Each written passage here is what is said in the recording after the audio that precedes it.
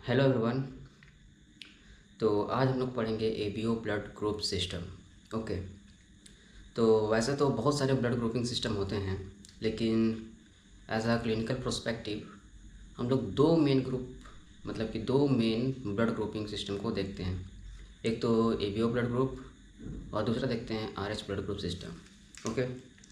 तो आज हम लोग देखते हैं एबीओ ब्लड ग्रुप सिस्टम को। ठीक है। तो एबीओ ब्लड ग्रुप सिस्टम होता क्या है कि एबीओ ब्लड ग्रुप सिस्टम लिखा हुआ है, एबीओ ब्लड ग्रुप सिस्टम, ठीक है ना। तो हमारे पॉपुलेशन में, ठीक है ना, किसी के पास ए ब्लड ग्रुप होता है, किन्हीं के पास बी ब्लड ग्रुप होता है, किन्हीं के पास ए बी ब्लड ग्रुप होता है और किन्हीं के पास ओ ब्लड ग्रुप होता है। ठीक है। तो ये जो ब्लड ग्रुप सिस्टम होता है इसको डिफाइन कौन करता है, डिटरमाइन कौन करता है, और कैसे डिफाइन होता है कि किसी का ब्लड ग्रुप ए होगा, बी होगा, ए बी होगा और ए बी ओ होगा। ठीक है। इसको डिटरमाइन कौन करता है? तो सबसे पहले हम लोग जानते हैं कि किसी के पास यदि ए ब्लड ग्रुप है, ठीक है ना, ए ब्लड ग्रुप है, तो उसके सर्कुलेटरी सिस्टम में, ठीक है ना, उसके सर्कुलेटरी सिस्टम में जो हमारा रेड ब्लड सेल्स होंगे, ठीक है, रेड ब्लड सेल्स होंगे। दो तरह से हम लोग रेड ब्लड सेल्स को दिखा सकते हैं कि उसका शेप को, कि एक सर्कल दिखा सकते हैं। अगर ऊपर से देख रहे हैं तो हम लोग को सर्कल दिखेगा और साइड से देख रहे हैं तो हमको कुछ इस तरह का स्ट्रक्चर दिखेगा। ठीक है ना, बाइकॉनकेव। ओके, ठीक है। तो हम लोग बात कर रहे हैं कि किसी का ब्लड ग्रुप ए है तो उसके रेड ब्लड सेल्स के सरफेस में ए एंटीजन होगा। ठीक है ना। यदि किसी पर्सन के रेड ब्लड सेल्स के सरफेस में ए एंटीजन है तो उसको हम लोग बोलते हैं ए ब्लड ग्रुप। ओके। उसी तरह यदि किसी पर्सन के सर्कुलेटरी सिस्टम में आरबीसी जो है, रेड ब्लड सेल्स जो है, ओके, रेड ब्लड सेल्स हैं, उसके सरफेस में यदि बी एंटीजन है, ठीक है, बी एंटीजन है, तो उसको हम लोग बोलेंगे बी ब्लड ग्रुप है उसका। ठीक है।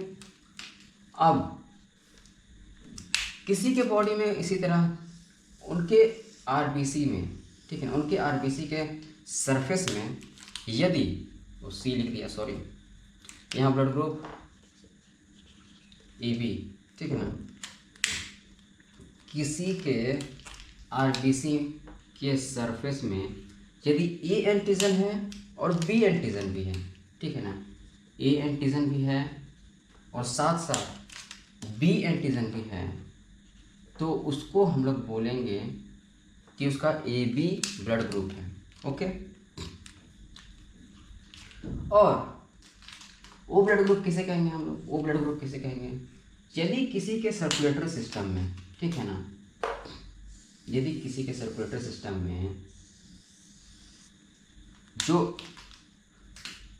रेड ब्लड सेल्स है, जो आरबीसी है, उसके सरफेस में, ठीक है ना, अगर एच एंटीजन है, ठीक है ना, एच एंटीजन है, तो उसको हम लोग बोलेंगे ओ blood group.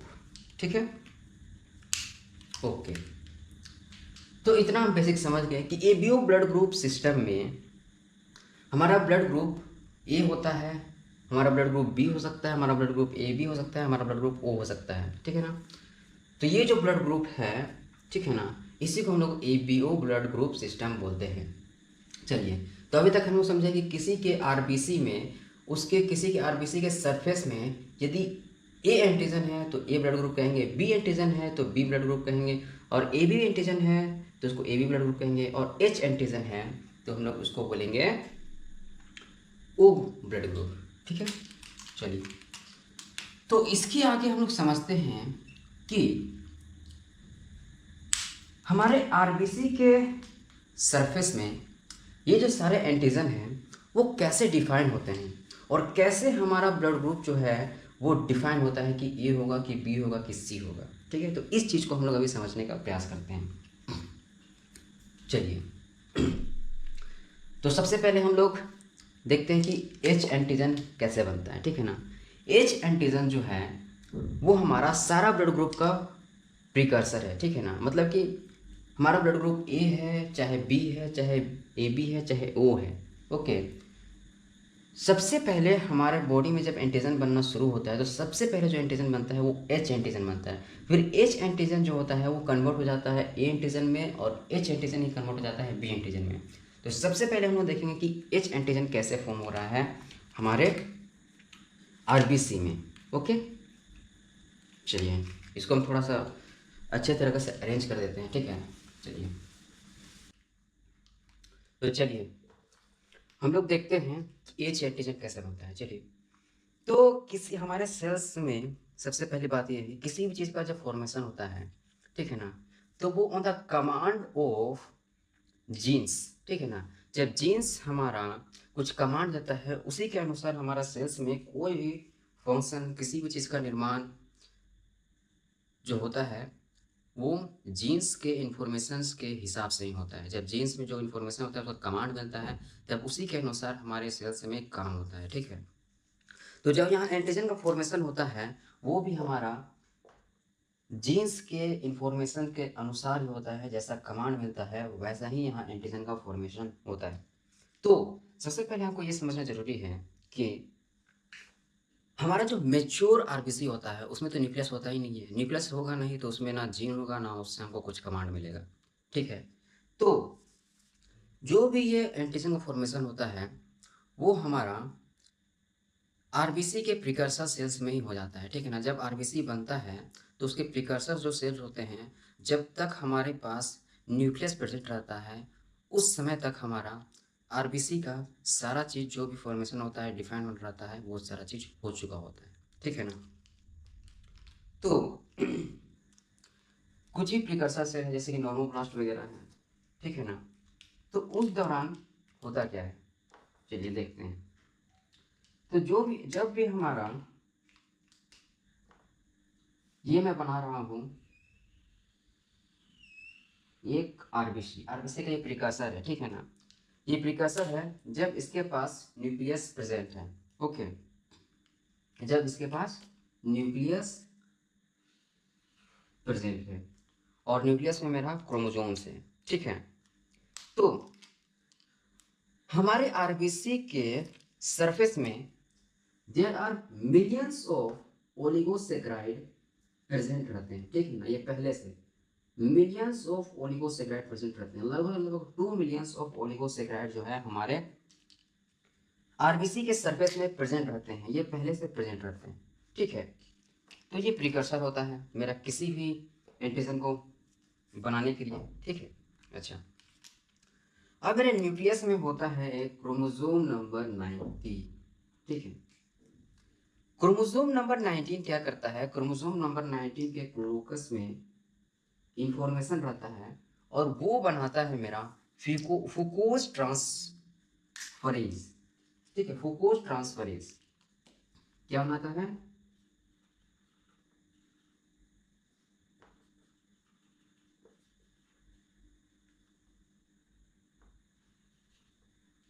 फुकोज transferase.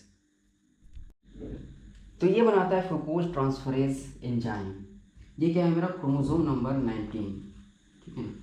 Chromosome number 19 जो है उसके पास एक जीन रहता है जो एक्सप्रेस करता है, तो मेरा बनाता है फुकोज ट्रांसफरेज एंजाइम। ये फुकोज ट्रांसफरेज एंजाइम क्या करता है, ये फुकोज ट्रांसफरेज एंजाइम क्या करता है, हमारे फुकोज को, ठीक है ना, फुकोज को ट्रांसफर करता है और ये ऐड करता है मेरा ओलिगोसेक्राइड के साथ, ओके। मान लेते हैं ये मेरा फुकोज ट्रांसफरेज एंजाइम है, ठीक है ना। ये क्या करता है हमारा एक फुकोज को, ठीक है ना, ये फुकोज को मेरा ट्रांसफ़र करता है और ऐड करता है हमारा ओलिगोसेक्राइड के साथ, ठीक है ना। ओलिगोसेक्राइड के साथ इसको ऐड कर देता है। तो ये जो एडिशन के बाद हमारा बनता है इसी को हम लोग बोलते हैं एच एंटीजन, ठीक है। इसी को हम लोग बोलते हैं एच एंटीजन,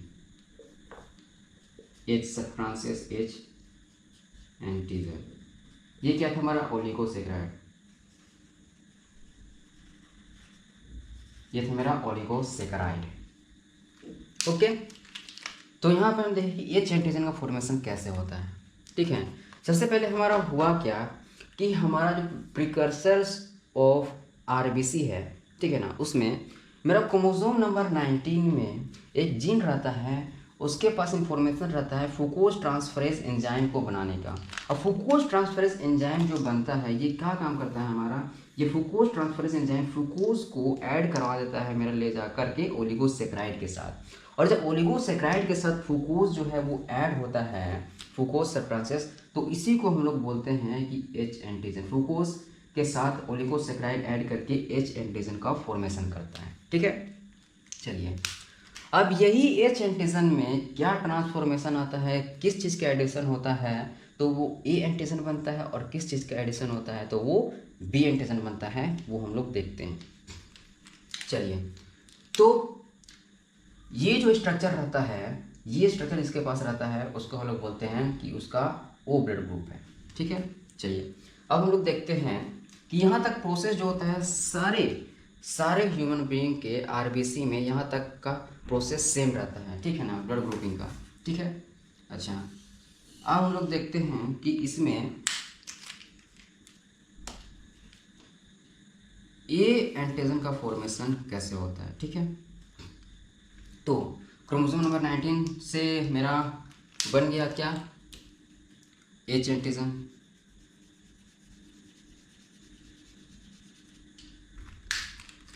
ठीक है, ये मेरा बन गया एच एंटीजन। ठीक है, एच एंटीजन। अच्छा अब मेरा होता क्या है, देखिए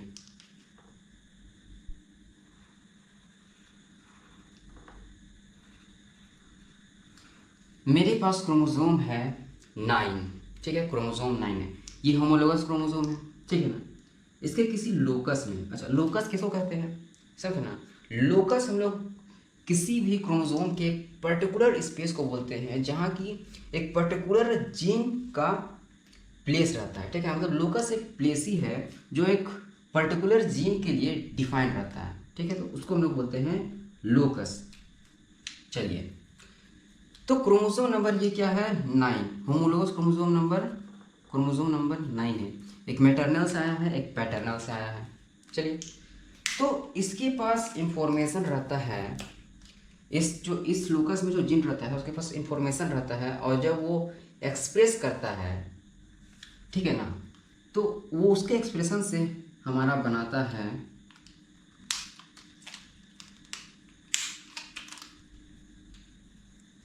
इसके एक्सप्रेशन से हमारा बनता है ट्रांसफरेज ए बनता है।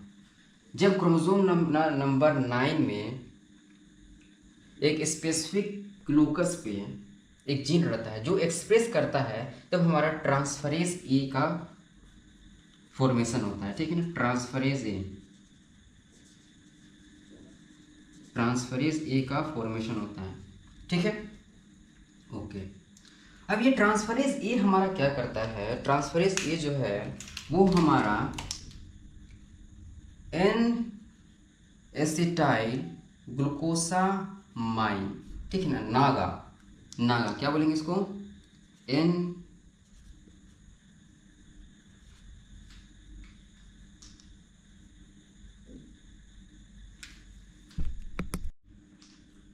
Acetyl glucosamine. ठीक है ना, ये ट्रांसफरेज ये क्या करता है, एन एसिटाइल ग्लूकोसामाइन को, ठीक है ना, एन एसिटाइल ग्लूकोसामाइन को मेरा क्या करता है, ये ट्रांसफ़र करके एडिशन करवा देता है मेरा एच एंटीजन के साथ, और ये इसके टॉप में जाके, ये इसको थोड़ा सा हम लोग, ये इसके टॉप में जाके ऐड हो जाता है। ठीक है ना, तो एन एसिटाइल ग्लूकोसामाइन जब इसके टॉप में जाके ऐड हो जाता है तो ये बनाता है मेरा एंटीजन ए। तो इसी को हम लोग बोलते हैं क्या, एंटीजन ए। एंटीजन ए, और जिसके बॉडी में ऐसा फॉर्मेशन होता है उसके पास मेरा ब्लड ग्रुप ए का फॉर्मेशन हो जाता है। ठीक है, तो हम लोग समझ गए कि एंटीजन ए का फॉर्मेशन कैसे होता है और ब्लड ग्रुप ए का डिटर्मिनेशन कैसे होता है। ठीक है, एक बार हम लोग और समझ लेते हैं कि हम समझ चुके थे कि एच एंटीजन का फॉर्मेशन कैसे होता है। ठीक है, एच एंटीजन का फॉर्मेशन में क्रोमोसोम नंबर 19 का हैंड रहता है। अच्छा, अब जो मेरा एच एंटीजन बना है, ठीक है ना, उसमें फर्दर काम होता है और जो मेरा क्रोमोसोम नंबर 9 एक्सप्रेस करता है खुद को और वो ट्रांसफरेज ए बनाता है। तो ट्रांसफरेज ए क्या करता है, मेरा एन एसिटाइल ग्लूकोसामाइन को जाके ऐड करवा देता है एंटीजन एच में, और एन एसिटाइल ग्लूकोसामाइन का एडिशन जब होता है एन मेरा एंटीजन एच में तो वो बना देता है मेरा एंटीजन ए। ठीक है, चलिए अब हम समझते हैं कि एंटीजन बी, ठीक है ना, एंटीजन बी का फॉर्मेशन कैसे होता है। तो एंटीजन बी के फॉर्मेशन के लिए मेरा एंटीजन एच तक का फॉर्मेशन तो सेम हो रहा है हर जगह। ठीक है ना, एंटीजन एच का फॉर्मेशन सेम हो रहा है हर जगह। अब उसके बाद मेरा जो वर्क रहता है वो रहता है मेरा क्रोमोसोम नंबर 9 का। होमोलोगस क्रोमोसोम नंबर 9 है, क्रोमोसोम नंबर 9 है। ठीक है, तो during formation of antigen B होता क्या है, during formation of antigen B जो क्रोमोसोम नंबर 9 रहता है उसके पास जो जीन रहता है वो एक्सप्रेस करता है, तो मेरा फॉर्मेशन होता है ट्रांसफरेज बी का। ठीक है, किसका फॉर्मेशन होता है, ट्रांसफरेज बी। जब क्रोमोसोम नंबर 9 का जीन एक्सप्रेस करके खुद को ट्रांसफरेज बी एंजाइम का फॉर्मेशन करता है, तो ये जो मेरा ट्रांसफरेज बी एंजाइम है वो करता क्या है बनकर, ये ट्रांसफरेज बी एंजाइम जो है वो हमारा ग्लैक्टोज को, ठीक है ना, हमारा ग्लैक्टोज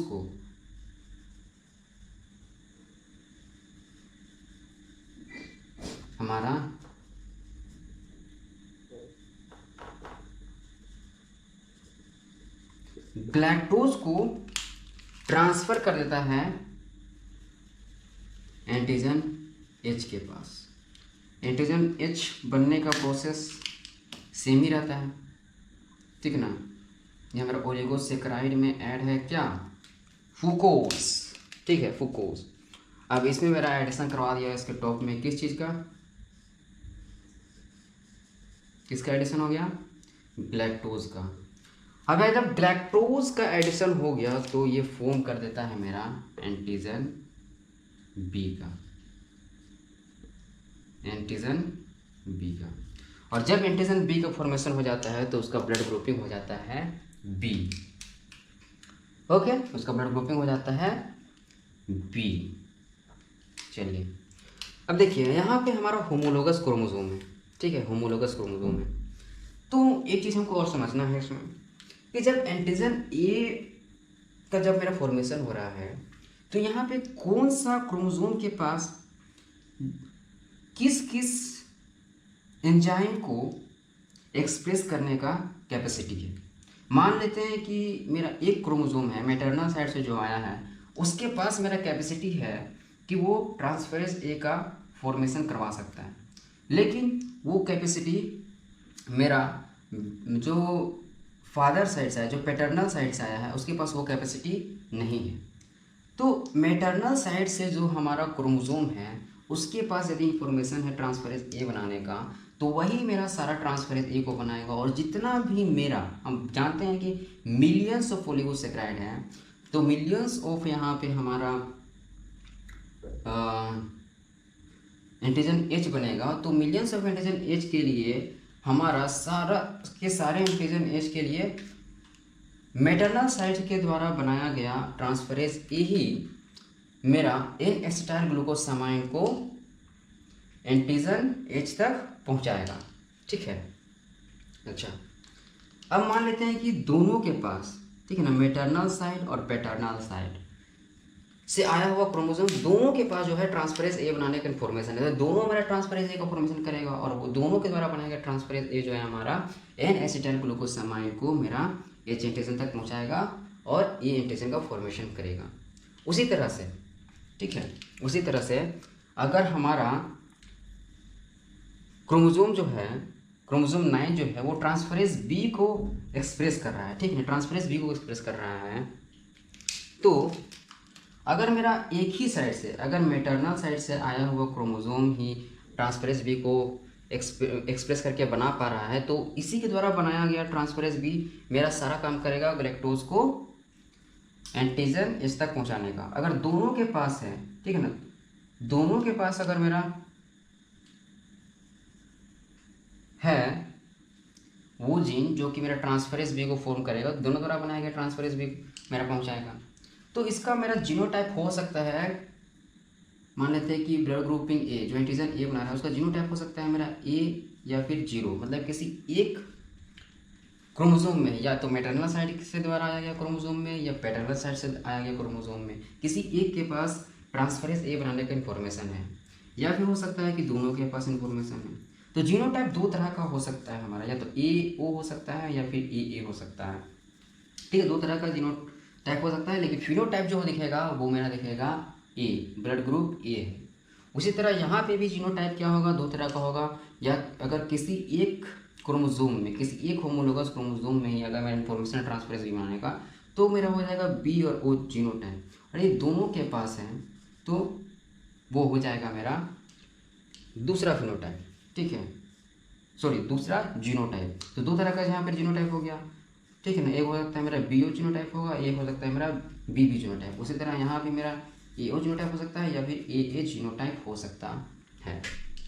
ओके, अच्छा, अब यदि मान लेते हैं कि एक साइड से आया हुआ क्रोमोसोम, मतलब मैटरनल साइड से आया हुआ क्रोमोसोम जो है वो क्रोमोसोम ट्रांसफरेज ए के लिए मेरा इन्फॉर्मेशन लेके आया हुआ है, और जो पैटर्नल साइड से आया हुआ है वो मेरा इन्फॉर्मेशन लेके आया हुआ है ट्रांसफरेज ए के लिए, ठीक है ना। तो क्या होगा, चलिए इसको हम लोग थोड़ा सा समझ लेते हैं, चलिए इसको मिटा देते हैं, ठीक है। तो एबीओ ब्लड ग्रुप मेरा कैसे डिसाइड होता है वो हम लोग देखते हैं यहाँ तीसरे नंबर पे, ठीक है। तो वहाँ तक का सेम प्रोसेस है, कहाँ तक का सेम प्रोसेस है मेरा, एंटीजन एच बनने तक का प्रोसेस सेम है, ठीक है। क्रोमोसोम नंबर 19 वर्क करेगा और मेरा बना देगा एंटीजन एच, एंटीजन एच बना देगा हमारा।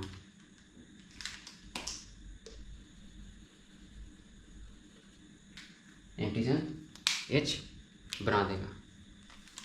चलिए, तो अब जो मेरा होमोलोगस क्रोमोसोम आ रहा है, होमोलोगस क्रोमोसोम 9 जो आ रहा है, एक मैटरनल साइड से एक पैटर्नल साइड से, ये है मान लेते हैं मेरा मैटरनल साइड से आया हुआ, ठीक है, और ये है मेरा पैटर्नल साइड से आया हुआ, ठीक है। चलिए, ये मैटरनल साइड से आया हुआ है, ये पैटर्नल साइड से आया हुआ।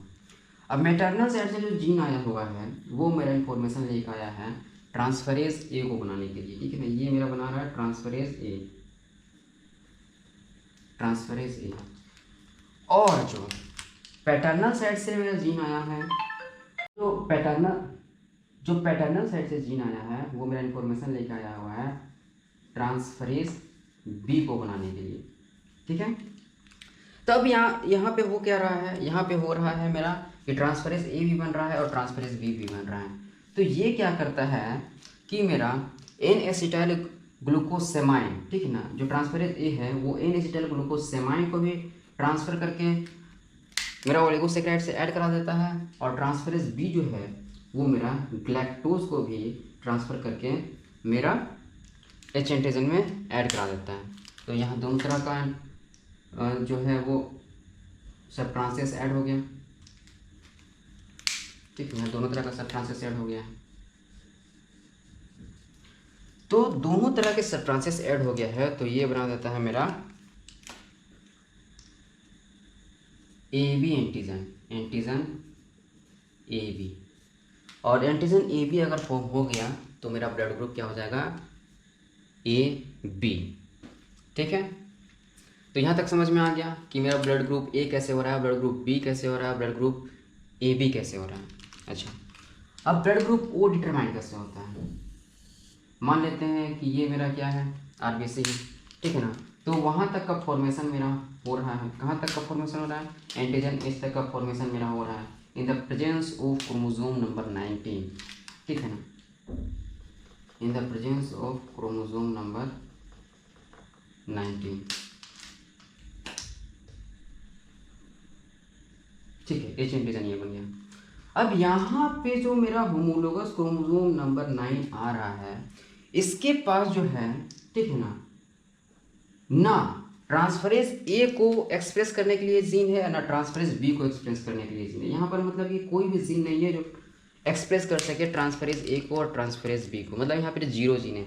ये किसी ड्यू टू म्यूटेशन के कारण ऐसा हो सकता है, या फिर किसी कारण से यहाँ पे जो है ना ट्रांसफरेज ए को एक्सप्रेस करने का जीन है, ना ट्रांसफरेज बी को एक्सप्रेस करने का जीन है, मतलब कि 0 जीन है, ठीक है, 0 जीन है। तो यहाँ पे ना तो हमारा एन-एसिटाइल ग्लूकोसामाइन ऐड होगा ओलिगोसैकेराइड में, और ना ही हमारा ग्लैक्टोज ऐड होगा, ठीक है। तो इसी को हम लोग बोलते हैं ओ ब्लड ग्रुप, ठीक है ना, जहाँ पे ना मेरा ए एंटीजन बना, ना बी एंटीजन बना, ना ए बी एंटीजन बना, कोई एंटीजन नहीं बना, मतलब 0 एंटीजन बना। तो 0 एंटीजन बना उसी को हम लोग बोलते हैं ओ ब्लड ग्रुप, ठीक है। अच्छा, अब हम लोग इसका देखते हैं कि जीनोटाइप क्या होगा। हम लोग देखें कि ब्लड ग्रुप ए है तो उसका जीनोटाइप क्या होगा, ब्लड ग्रुप बी है तो उसका जीनोटाइप क्या होगा, ब्लड ग्रुप ए बी है तो उसका जीनोटाइप क्या होगा। उसका जीनोटाइप मेरा ए बी ही होगा, सिर्फ एक जीनोटाइप होगा, और इसका फिनोटाइप भी ए बी होगा। अच्छा, ये इसलिए होता है क्योंकि जो ए बी जीन होता है वो मेरा को डोमिनेंस होता है, इसको हम लोग को डोमिनेंस बोलते हैं, ठीक है ना, कि दोनों डोमिनेंस कर रहा है, चाहे वो ए एंटीजन हो चाहे वो बी एंटीजन हो, दोनों डोमिनेट करता ही करता है, ठीक है ना।